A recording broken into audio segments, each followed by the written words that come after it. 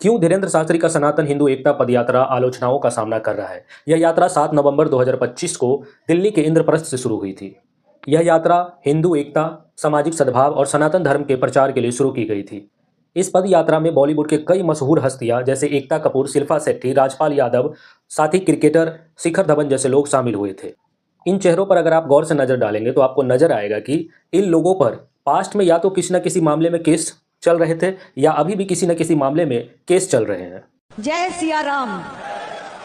30 साल पहले जब हमने बालाजी टेलीफिल्म्स कंपनी को शुरू किया और सीरियल में नाम तुलसी, पार्वती जैसे नाम से अपने किरदारों को रखा, तो लोगों ने कहा कि ये क्या हो रहा है, टीवी पे ऐसे नाम क्यों।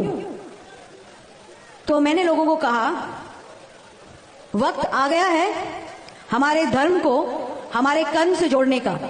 एकता कपूर पिछले कई सालों से विवादों में घिरी रही। सबसे पहले उसके ऊपर वेब सीरीज गंदी बात में नाबालिगों से जुड़े अश्लील सीन्स दिखाने का आरोप लगा, जिसके लिए उसके ऊपर POCSO एक्ट के तहत केस दर्ज हुआ था।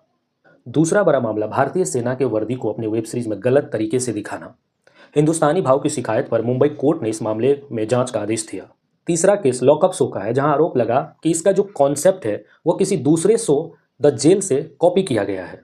और एक मामला XXX सीजन 2 को लेकर भी है, जिसमें भारतीय सेना के जवानों और उनके परिवारों को बेबाक और अपमानजनक तरीके से शो में दिखाया गया।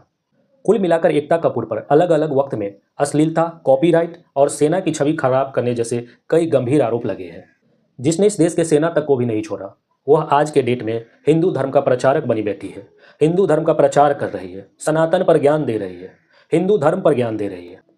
बॉलीवुड में संस्कार की बातें करने वाले बहुत सारे लोग मिल जाएंगे, लेकिन शिल्पा शेट्टी और उनके पति राज कुंद्रा का जो स्टोरी है अलग ही है।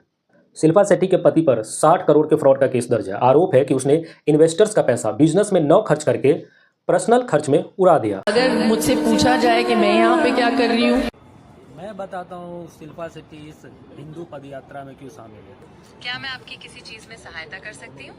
हाँ, जरा मुझे बताओ ना, शिल्पा शेट्टी के जो पति है राज कुंद्रा, वो कौन से केस में फंसा हुआ था?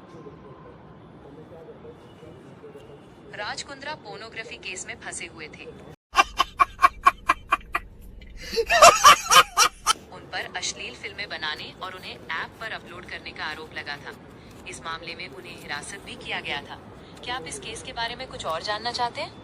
वैसे शिल्पा जी, आप इस हिंदू पदयात्रा में क्यों शामिल है मुझे तो पहले से ही पता है, बट आज के बाद जो यह वीडियो देख रहे हैं उन्हें भी पता चल जाएगा।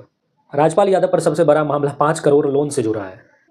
उन पर आरोप था कि उसने बिजनेसमैन का पैसा समय पर नहीं लौटाया, साथ ही उनके द्वारा दिए गए जो चेक थे वो बाउंस हुए।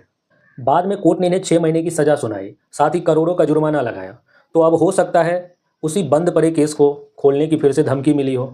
इस पायदान में चौथे नंबर पर है शिखर धवन। मैं बहुत खुश हूँ कि मैं यहाँ पे आया हूँ, क्योंकि बागेश्वर जी की जो सोच है जाति पाति ऊंच नीच को हटाना मिटाना इधर से हमारे देश और हिंदुत्व का और बढ़ाना है, तो बहुत खुशी है। और हाँ जी, बिल्कुल एकता में बहुत ताकत है और यही है कि हम सारे हिंदू जो है हिंदू लोग हैं सारे वो इकट्ठे हुए और खूब और स्ट्रांग बने और एक स्ट्रांग नेशन बने। इलीगल बेटिंग ऐप 1xBet के साथ मनी लॉन्ड्रिंग का मामला। हाल ही में ईडी ने शिखर धवन के लगभग 12 करोड़ की संपत्तियां जब्त की है। हो सकता है इस पद यात्रा के बाद कहीं वो, आप खुद समझते हैं, ये वही लोग हैं जो गलत कामों में, कंट्रोवर्सीज में या फिर इन्वेस्टिगेशंस में घिरे हुए हैं। और ये लोग दूसरों को धर्म, संस्कार और ईमानदारी का लेक्चर दे रहे हैं।